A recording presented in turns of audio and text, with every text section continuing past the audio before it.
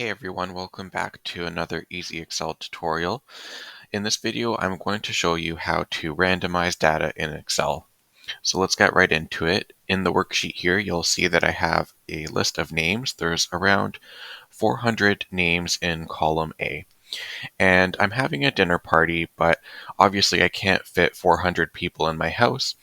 So I only want to invite 10 people, a random 10 to be fair. So in order to do that, we'll need to first randomize the data.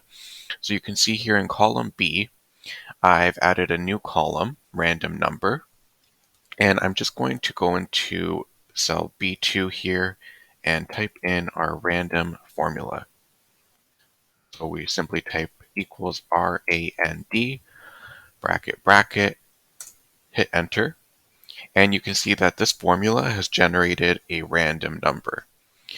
So the next step is to simply drop down the formula. We can do that by double clicking the little green dot here, so that now we have a random number for every row in our worksheet.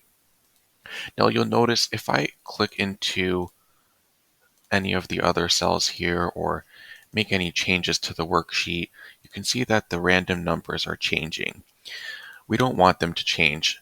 So in order to do that, we'll just copy and paste the entire column onto itself. We'll paste as values.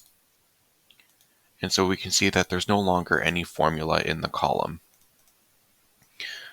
And it doesn't change when we edit other cells in the worksheet.